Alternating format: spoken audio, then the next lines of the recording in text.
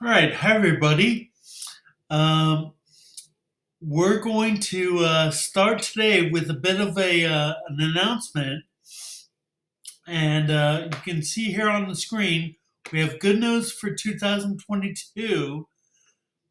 When working on your constructions, you can now use all of the construct tools on GeoGebra or in GeoGebra.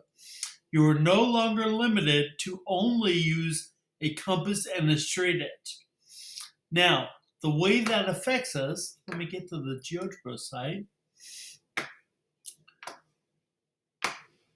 and then we'll pull up geometry,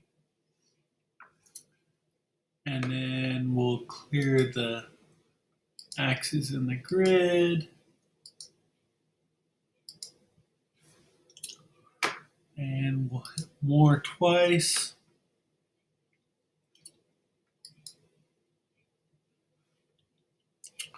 Okay, so if we look over here on the icon list, we have all these different icons.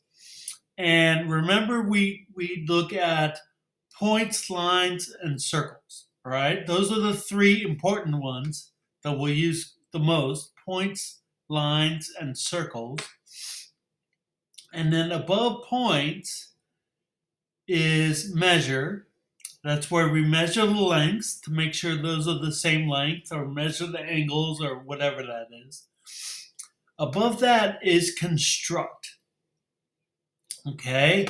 And as this says, when working on your constructions, you can now use all of the construct tools in GeoGebra. All right, so the construct tools are these right here. All right, the first one is midpoint or center. The next one is perpendicular line, and then perpendicular bisector, and then parallel line, and then angle bisector, tangents, and locus. And I can tell you, based on what we did last year, we used angle bisector, parallel line, perpendicular bisector, maybe a little bit, but perpendicular line and midpoint. All right. So let's see how that works in practice. We'll make a little. Let's make a triangle.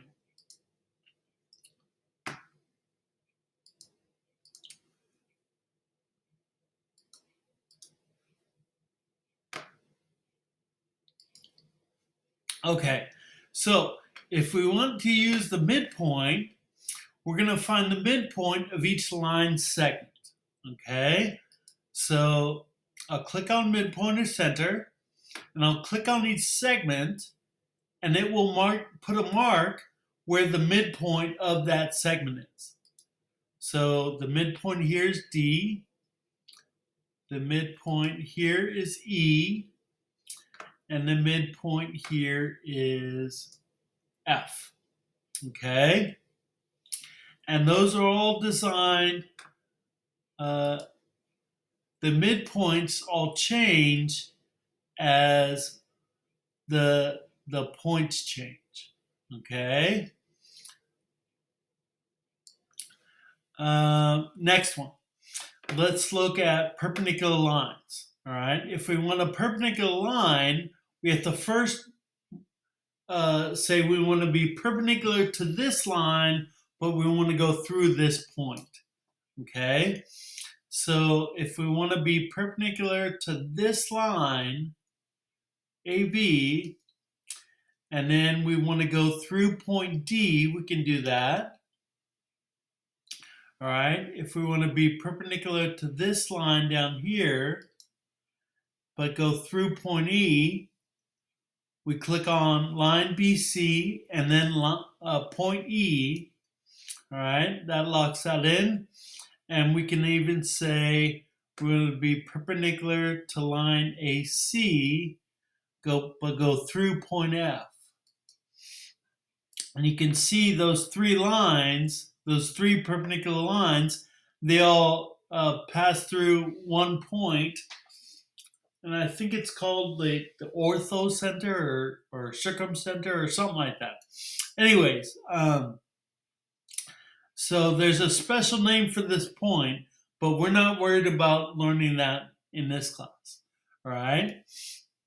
So I can back up here. Perpendicular bisector is very similar to finding the perpendicular line. A perpendicular bisector will just hit this guy right here. And again, we're going to bisect this, so it should go through the midpoint. All right? So let's see if that works.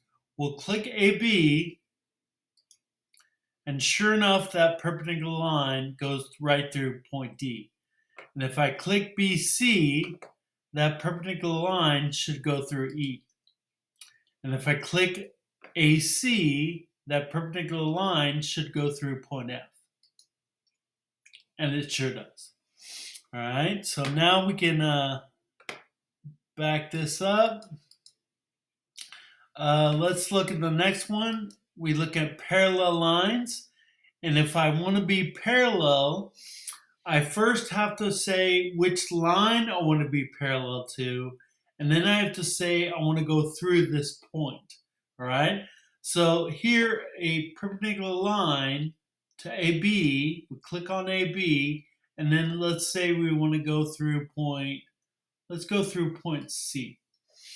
And then if I want to be perpendicular to AB, but go through F, I can do that. Okay, that's how perpendicular lines work.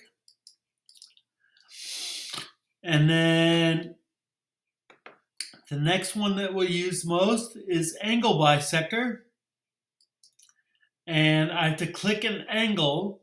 And again, if I'm clicking angle A, I don't just click on A because they, they need to know the actual angle. All right, so let's kind of clear ourselves here. We'll go to angle bisector. I need a point before the vertex, and a point after the vertex. All right, so if I want angle A up here, I'm going to have to click point DAF or point BAF or BAC actually would work too. So let's go BAC. And now this line right here bisects the angle into two separate but congruent angles. And if I want to bisect angle C, I'll click F, C, E. Okay. And if I want to bisect angle B, I'll click angle C, B, A. Okay. And we're good to go there. All right. This will make life very, very easy for us. And it will make it rather enjoyable. So hope you have a great new year. And I will see you on the next one. Bye-bye.